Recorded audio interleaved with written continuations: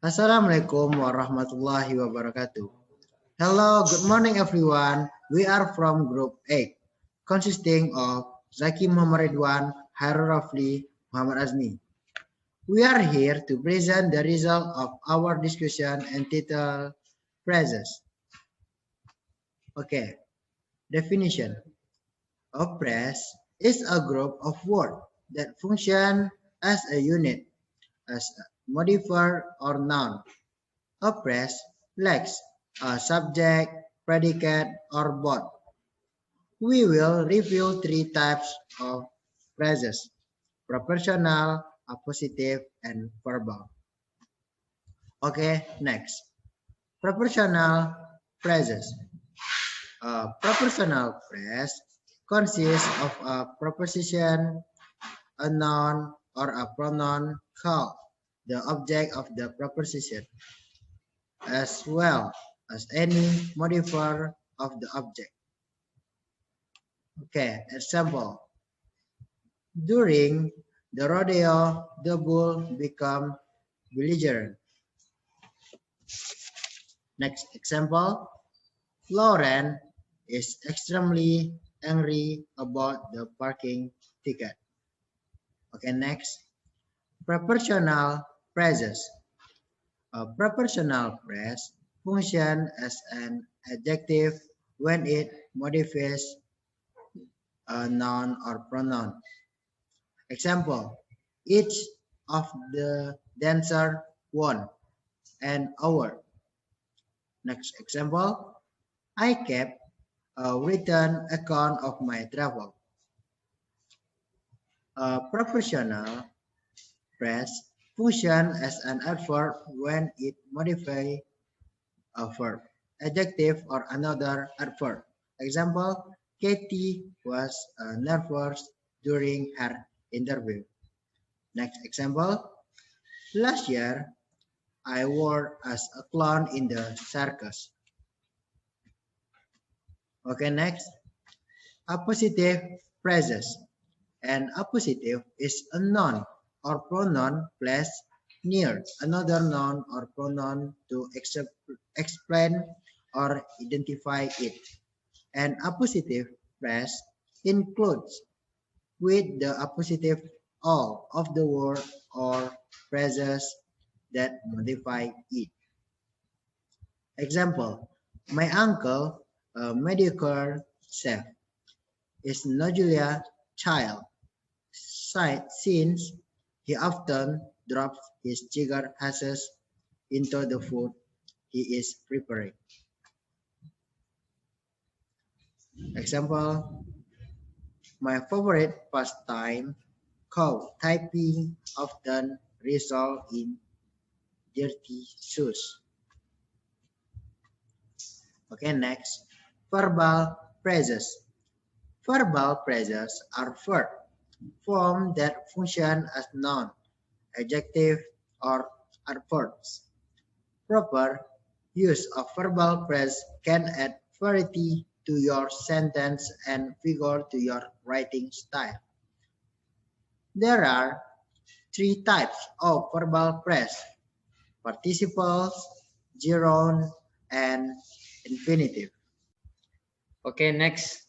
A participle phrase function as an adjective and can take four forms: present, past perfect, and passive perfect. It consists of the participle, its modifiers, and complements. Present, competing in the race. The athlete felt a surge of adrenaline. Past, bothered by her husband snoring. The woman kicked the poor man. Perfect, having typed the paper. The student was finally able to relax.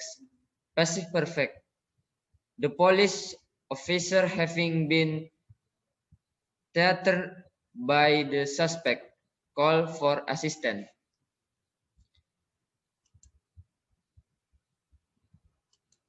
Next, some participles are formed from irregular verbs. Be aware that they will look different in the past form. Past form of irregular verb: swept away by the storm. The building roof was severely destroyed. The old toy in a corner was destined for the garage sale boss.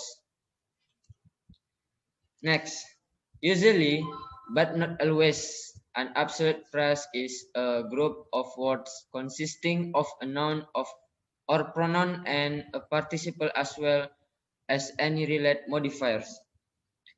Absolute phrase do not directly connect to or modify any specific word in the rest of the sentence. Instead, they modify the intersentence, adding information. They are always treat, treat as parenthetical elements and are set off from the rest of the sentence. Absolute phrase contain a subject, but not a true verb. The absolute phrase might appear at the end of sentence. The hunters rest for a moment in front of the shack, birds gathering in the frosty air. The absolute phrase may also appear at the beginning of the sentence. Bird gathering in the frosty air. The hunters rest for a moment in front of the shack. And occasionally, an absolute phrase is positioned between the subject and verb. The hunters, birds gathering in the frosty air, rest for a moment in front of the shack. More example. Number one, the season being over. They were mobbed by fans in Times Square. Number two, the old firefighter stood over the range, eyes watering from the intense smoke. Number three, his subordinates, their face struck and smoked with us, leaned heavily against the fire truck. Hello, my name is Khairul Rafli. I will continue our discussion. Notice the difference between impartial pairs and absolute pairs. First, enjoying the sunny day, the young couple picnic along the river bank. 2. The sun shining, it was a perfect day for a picnic.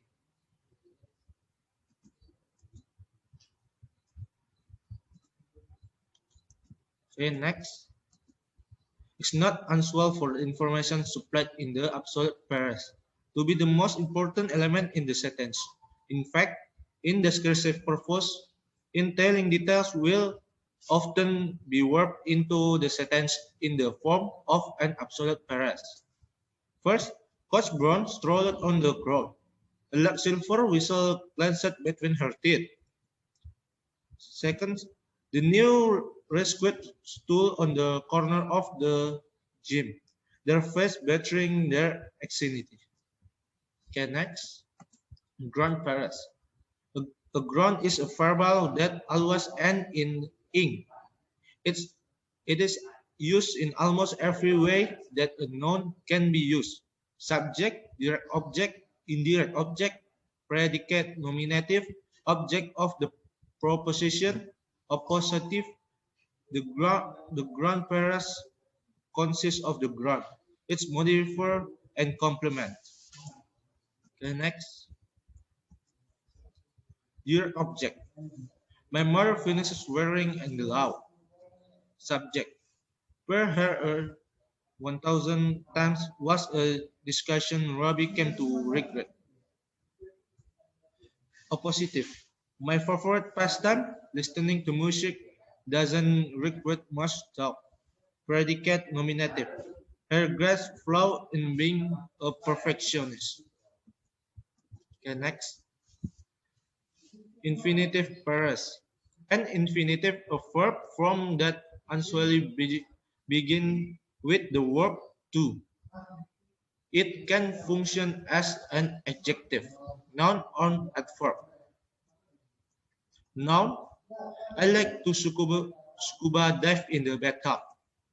Adjective is of effort to convince me to buy swim plan in Louisiana was a failure. Adverb. He was too silly to be easily understood. Okay. This my discussion. Thank you for your attention. Assalamualaikum warahmatullahi wabarakatuh.